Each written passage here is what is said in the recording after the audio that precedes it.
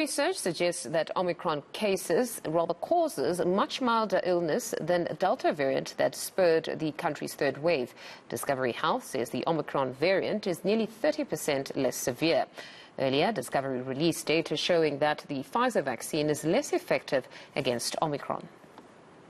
We're only 3 weeks into this Omicron wave. And of course, being so nascent, it's too early to predict and get overexcited. And we should certainly not change our behavior or become laissez-faire in any way or means. But our data shows that the Omicron wave that we're experiencing now is 29% less severe than the Delta wave. In clinical terms, you're 29% less likely to experience severe illness or require hospital admission in this current Omicron wave. We've heard lots of anecdotes coming out of hospital groups, healthcare professionals, the Medical Association and others reporting that they're seeing milder disease on the ground. And we're excited that the data bears that out. There's been a significant decline in the confidence in the hospitality industry. A SNAP survey by the Bureau for Economic Research found it dropped to 25 from 58 in November. It blames this on travel bans and Omicron. The tourism industry lost over R1 billion in December to March cancellations. For more on this, we're joined by the Bureau's George Kershoff. Mr. Kershoff, thank you very much for your time this morning.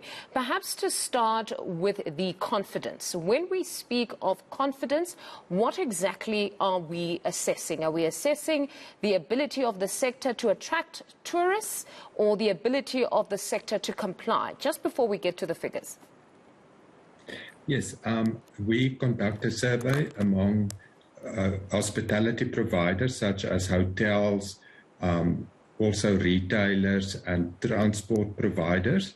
And we ask them several questions, but the one that reflect confidence is, do you rate prevailing business conditions as satisfactory or unsatisfactory? So it is a broad term, something that people take many factors into account, and you rightly pointed out that things like reservations, forward bookings are very important in this. Mm-hmm. And then to the figures, just take us through the figures. They've halved. I understand that 50 would be the neutral point. So where exactly were we and where are we now? Yes.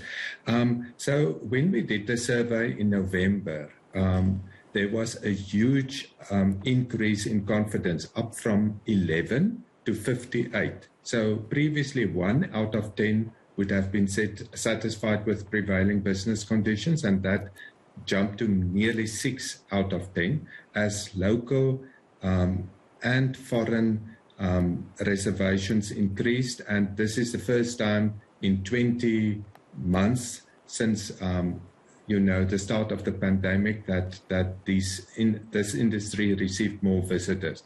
And then shortly after that, the South African scientists announced the discovery of this new variant, and the UK and followed by other countries installed these travel bans.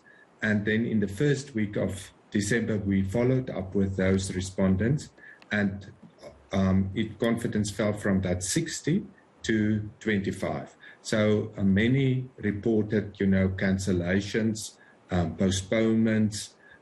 Also, it has a huge impact on their business, because when somebody make use of an agent to do the booking, the hotel or the bed and breakfast or the guest house still have to pay the agents, but they receive no funds from the guest.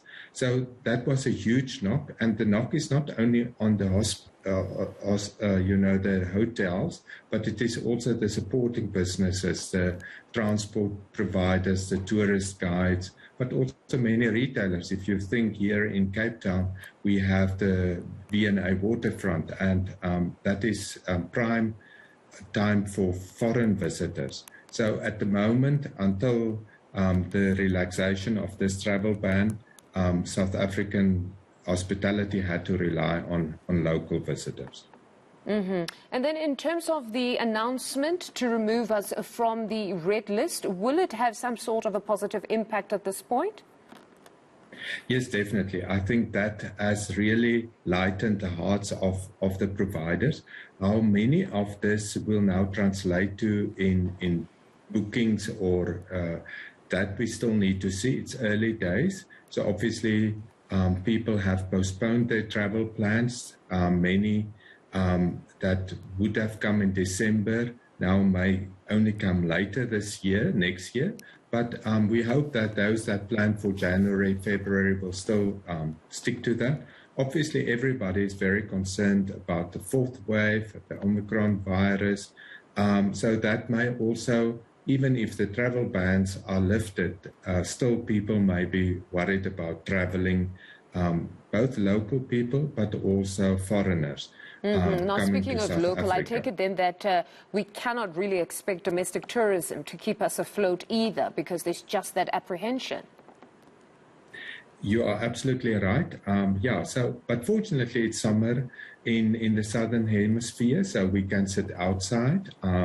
And our industry is well geared with precautionary measures, but it is a very infectious variant. So, yeah, I'm fearing that even if we take all precautions, people will still get infected. But we have to live with it. Vaccinated people, if you stay outside and if you adhere to the basic precautionary measures, one should have a normal Christmas. If you think this time last year, none of us in South Africa were still vaccinated. And so compared to that, this year is a bit better. But I think it was just the expectation that, after 20 months of almost no foreign travel, that the industry really expected a hope for and, depended on their survival for this great festive season, the summer season. Now it is definitely not being so good, but I still expect it to be better than last year. And it will most certainly have an impact on employment when we get our figures for that fourth quarter next year. But thank you very much. That was George Kershoff, Deputy Director for the Bureau for Economic Research.